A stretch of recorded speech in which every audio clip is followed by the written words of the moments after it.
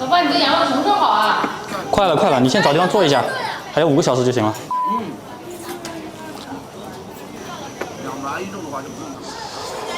哇！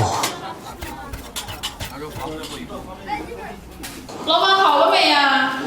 好了，好了，好了！哎呀，吹什么吹？来，数钱5块5，我这边。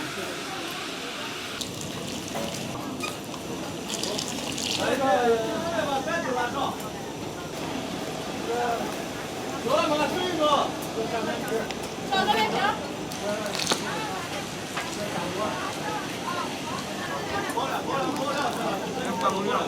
来，拿好了啊，这有点烫。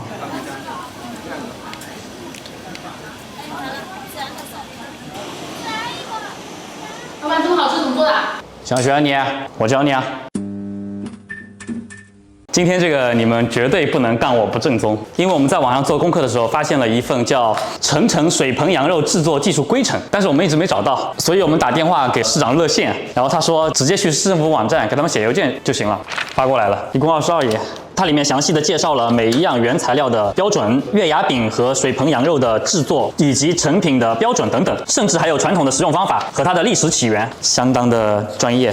而且要说明啊，这是一份指导性的文件，就是它可以作为一个参考。回头我们会把这个文件放在评论区。羊肉我们已经泡了有1个多小时了啊，把里面的血水和杂质去除干净，直接放到锅里。哇塞，我们的锅是不是太小了？这一块肉就放满了，我天！这个教程说要用58公斤的羊肉，我这才10斤。这个教程只适合开店用啊，需要有那么大的锅，10斤的肉加入10公斤的水，哇，这么多，这煮得下吗？你觉得？不行了，这个肉太大了，我这锅放不下，我把这个脊骨给取下来啊，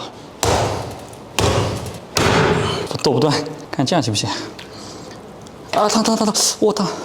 哎，这样好像可以，还是太大了。哎呀，我天哪！店主跟我说，要不帮你处理一下，我说不用。错误的估计了我们家这锅的大小。你压平，留皮，这个我觉得问题不大了。浮沫打一下啊，让它大火先煮10分钟。香料我直接打在公屏上，比较重要的有花椒、小茴香、良姜、八角，还有桂皮。当然，其实每一家都有差别。我们先去清洗一下，把它装到纱布袋里面。大火煮10分钟之后转成小火，盐要很多。每公斤的水加23.333333克的盐，香料包也放进去，盖上一个镊子，压上一盆水，把羊肉压到底下去。小火煮5到6个小时。现在已经煮了2个半小时左右了，我们看一下。哇，这个肉看着很烂了呀！哇，这个都已经这么脱骨了，看到吗？官方的教程是说要煮5到6个小时，但我觉得可能是他们的肉更大块，锅又更大，所以他们需要煮更长时间。我个人的感知，我觉得2个多小时已经够了，可以直接把骨头这样抽掉了。哎，怎么多了一块肉出来？哇，好喝！我们把肉先捞出来。哇，香料包还可以再用1到2次啊。汤的温度95度，过滤一下。等会儿出品的时候，每份羊肉加5克左右的这个油。趁热，我们把肉给拆出来啊，这个骨头一拔就出来了。肉上有这种特别肥的油脂，把它切掉。我们主要是以肉为主啊，把这个肉放到旁边晾凉，然后剩下的这些我们先吃掉吧。这种大口吃肉的感觉好爽，是不是？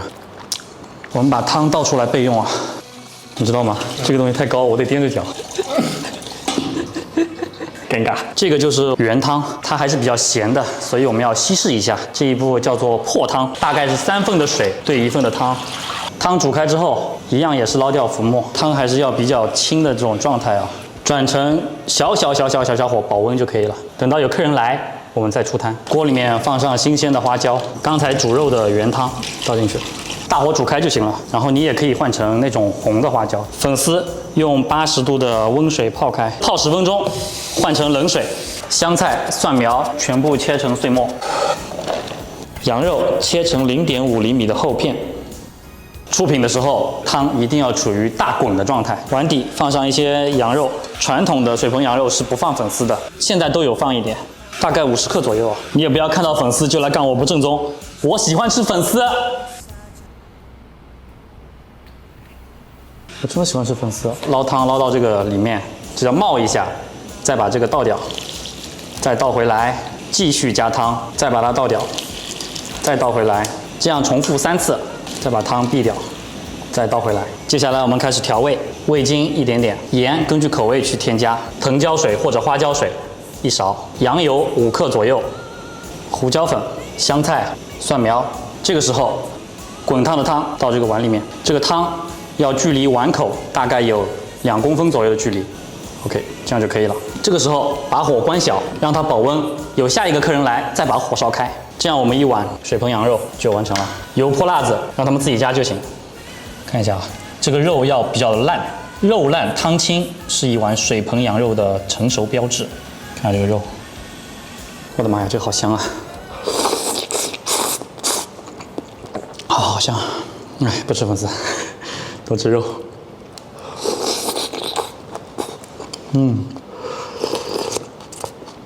哇啊，这个汤冬天喝肯定非常的过瘾。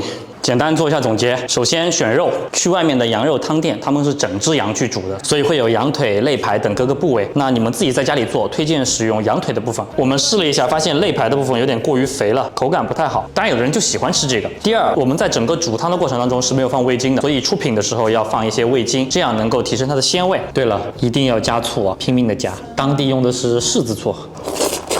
加了醋是完全不一样的体验，特别的开胃。加醋 YYDS， 里面这蒜苗好好吃啊。